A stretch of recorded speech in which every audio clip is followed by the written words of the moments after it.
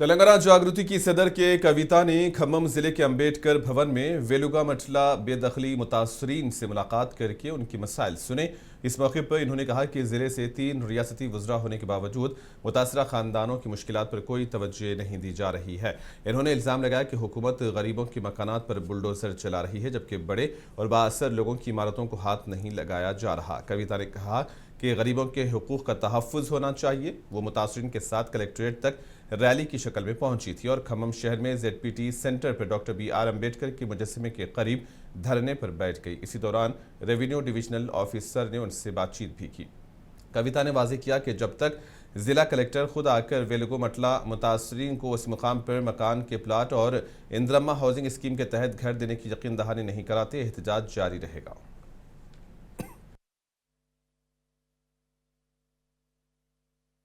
Khammam district headquarters, 700 houses have been dismantled without any notice in a single minute, in a single day. 700 families have been dislodged. Unfortunately, they are all from very poor background. All of them have been thrown out on the roads.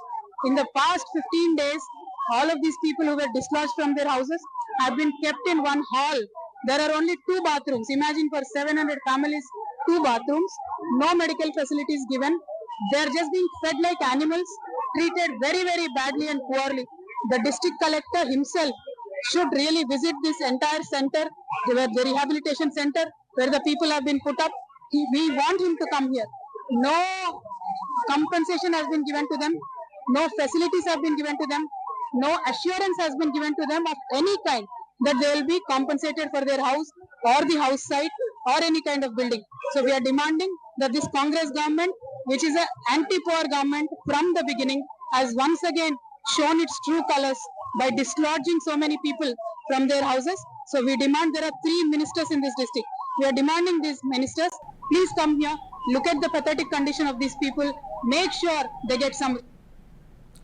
BRS के कायदीन B Vinod Kumar और साबिक रुकने assembly Ramesh ने पीर के रोज south central railway के general manager से मुलाकात की। उन्होंने काजीपेट रेलवे डिवीजन के क़याम के लिए यादाश्त पेश की। BRS लीडरान ने मुतालबा किया कि काजीपेट में रेलवे डिवीजन कायम करने के साथ साथ मुकामी अफराद को रोजगार के मौके भी फराहम किए जाएँ। इन्होंने बताया कि काजीपेट में कोच फैक्ट्री के क़याम का मुतालबा गुज़िश्ता 40 बरसों से किया जा रहा है, ताहम तकरीबन 10 साल कबल मरकज़ ने यहाँ वैगन फैक्ट्री के क़याम का ऐलान किया था। इन्होंने कहा कि इस मंसूबे के लिए मुकामी किसानों ने कम कीमत पर ज़मीन देने पर रजामंदी जाहिर की थी, लेकिन फैक्ट्री में मुकामी लोगों के दूसरी जगह से लोगों को लाकर काम दिया जा रहा है।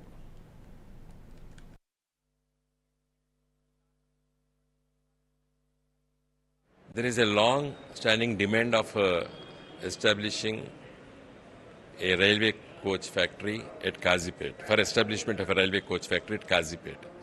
So around 10 years back, the Government of India, Ministry of Railways has sanctioned a wagon repair unit at Kazipet. But eventually it now landed as a railway manufacturing unit at Kazipet. So land was acquired for the purpose of this unit, wherein the land usties had lost their land and they could not receive the amount in toto because that land belongs to the endowment department. So they received only meager amount as compensation of those lands, and during acquisition of those lands, the officials, the political parties has assured the people that you will get some employment with this unit. And now as the unit has started, Visakhapatnam शहर में नीति आयोग के ज़ेरे एहतमाम inspirational districts and blocks programme के तहत regional best practice seminar south का इनेकाद किया गया। इस सेमिनार का इफ्तिताह नीति आयोग के एडिशनल सेक्रेटरी और मिशन डायरेक्टर रोहित कुमार ने किया। इस मौके पर नीति आयोग के डिप्टी सेक्रेटरी गौरव कटिहार और आंध्र प्रदेश प्लानिंग डिपार्टमेंट के जॉइंट सेक्रेटरी अनंत शंकर भी मौजूद थे और तकरीब में आंध्र प्रदेश, तेलंगाना, तमिलनाडु, कर्नाटक और केरला के साथ साथ मरकज़ के ज़ेरे इंतज़ाम इलाके अंडमान निकोबार से आला सरकारी अफसरान और नीति आयोग के नुमाइंदों ने शिरकत की। इसके अलावा अल्लूरी सीता रामाराजू जिला के कलेक्टर दिनेश कुमार, जोगलांबा गढ़वाल के कलेक्टर रिजवान बादशाह शेख, NTR जिला collector Lakshmi Shah, Kurnool collector A Shri और पार्वतीपुरम के PO स्वप्निल पवार समेत दीगर अजला के कलेक्टर और ओहदेदारान भी सेमिनार में शरीक हुए।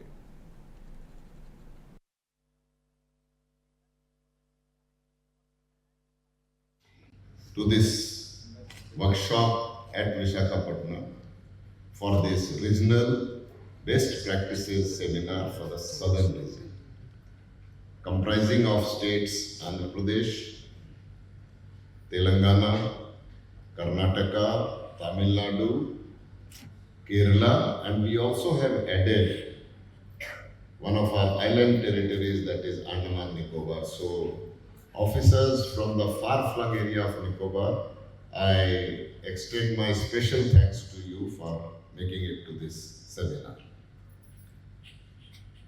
Today we are not merely gathered here to review a program that we keep doing, almost on a daily basis. But here we have come here to learn from you guys. The district magistrates who are providing the leadership in this program at the district level, and the planning secretaries who are providing the leadership at the state level. We have just come. मरकजी वजीर बराए शहरी हवाबाजी राम मोहन नायडू ने राज्यसभा में बताया कि मुल्क में हवाबाजी के शोबे में सलामती को मजीद मजबूत बनाने के लिए DGCA कोशां हैं ताकि मुसाफिरों की सलामती को यकीनी बनाया जा सके।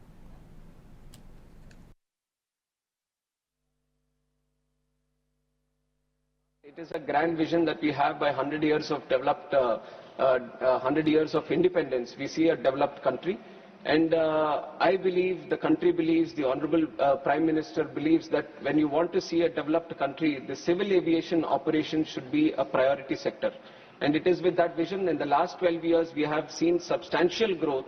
And I can proudly say that civil aviation has been one of the most progressive sectors in the country also, and when compared to other regions, Asia Pacific region, other sectors in the world, then our civil aviation stands out as the fastest growing and continues to grow for the next 20 years. And it is with that vision we have expanded on the airports. The number of aircrafts in our airspace have also doubled. The number of passengers have also doubled. And we are one of those countries where we can count on the fingertips that every day 5 lakh passengers are able to travel domestically, other than around 1 to 2 lakh passengers that travel internationally. And what CBI ने तमिलनाडु में अदाकार से सियासतदान बनने वाले TV के party के सरबराह विजय को समन भेजा है। करूर भगदड़ केस में मजीद पूछताछ के लिए उन्हें मंगल को दोबारा से तलब किया गया है। गुज़िश्ता साल 27 सितंबर को करूर जिले में एक सियासी जलसा मुनक्किद हुआ था और इसी दौरान पेश आने वाले भगदड़ के वाक़े में लोगों की हलाकत हुई थी। 41 अफराद हलाक और तकरीबन 60 दीगर जख्मी हुए थे। हुक्काम के मुताबिक विजय इससे कबल भी 12 और 19 जनवरी को सीबीआई हेडक्वार्टर में पेश हो चुके हैं। तफ्तीशी अहदेदारों का कहना है कि हालिया दिनों में मजीद शवाहिद और मवाद हासिल होने के बाद वजाहत के लिए विजय को दोबारा से नोटिस जारी किया गया है।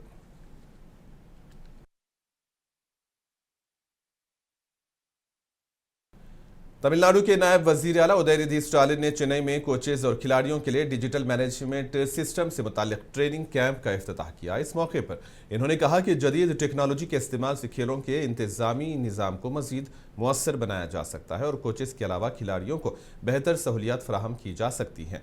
हुक्काम के मुताबिक इस तरबियती प्रोग्राम का मकसद कोचेज और खिलाड़ियों को डिजिटल निज़ाम के इस्तेमाल से आगाह करना और खेलों के शोबे में जदीद तरीक़ेकार को फ़रोग़ देना है।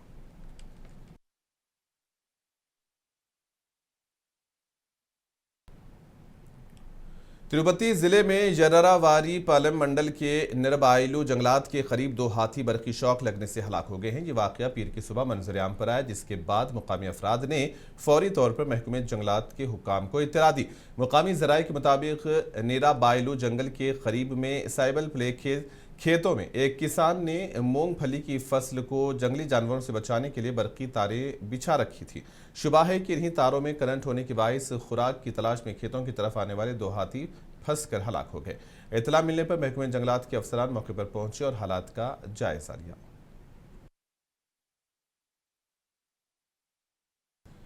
तमिलनाडु में गर्मी की शिद्दत बढ़ने के बायस जंगलात में मौजूद कुदरती पानी के ज़खायर तेजी से खुश्क हो रहे हैं, जिसके नतीजे में जंगली जानवर पानी की तलाश में आबादी के करीब आने लगे हैं। इस सिलसिले में हाथियों के एक रेवड़ को वारवातुलपुरम डैम में पानी पीने और गर्मी से बचने के लिए तालाब में नहाते हुए देखा गया है। ये डैम तमिलनाडु के पालम फॉरेस्ट रेंज के जंगलाती इलाके में वाक़ है। इस घने जंगल में हाथियों के अलावा तेंदुए, हिरन और बायसन भी बड़ी तादाद में पाए जाते हैं। हाथियों की नकलो हरकत के पेश नज़र महकमे जंगलात ने इलाके में निगरानी बढ़ा दी है और आवाम को खबरदार किया है कि वो डैम के करीब मोहतात रहें और हाथियों को परेशान ना करें या उनकी तस्वीर लेने की कोशिश ना की जाए। टीम इंडिया के विकेटकीपर बल्लेबाज संजीव सैमसन के शानदार कारकर्दगी पर उनके वालिद ने खुशी का इजहार किया है। केरला के शहर तिरुवनंतपुरम में मीडिया से बात करते हुए इन्होंने कहा कि वो अपने बेटे की मुल्क के लिए उम्दा कारकर्दगी पर बेहद फख्र महसूस कर रहे हैं। बहुत खुशी है, बहुत खुशी है, बहुत ज़्यादा खुश हूँ। बस मेरे बच्चे का ये जो परफॉर्मेंस देश के लिए, जो मेरे बच्चे को पीछे से डिस्टर्ब करने वाले, तो ये जो डिस्टर्ब करते थे वो बहुत परेशान हुआ करते थे। आगे से वो डिस्टर्बेंस तो आगे नहीं होगा, कम से कम कुछ दिन के लिए।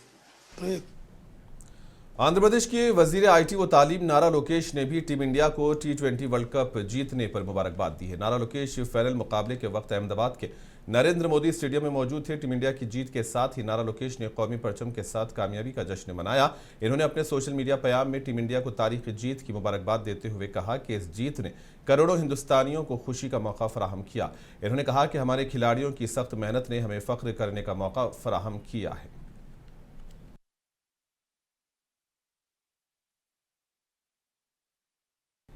लोक भवन के ओहदेदारों और अमले ने तेलंगाना के सबकदोश होने वाले गवर्नर जिष्णुदेव वर्मा, जो जल्द ही महाराष्ट्र के गवर्नर के तौर पर अपना नया ओहदा संभालेंगे, को शानदार अलविदा करने के लिए एक तकरीब का अहतमाम किया। हैदराबाद के लोक भवन में मुनक्किदा अलविदाई तकरीब गर्मा गर्म यादों और तशक्कुर से लबरेज थी। गवर्नर ने लोक भवन के हर अफसर और अमले के रुकन से ज़ाती तौर पर मुलाकात के लिए वक्त निकाला और उनकी पूरी मुद्दत में उनकी गैर मुतज़लज़ल हिमायत और ताउन के लिए उनकी तारीफ की।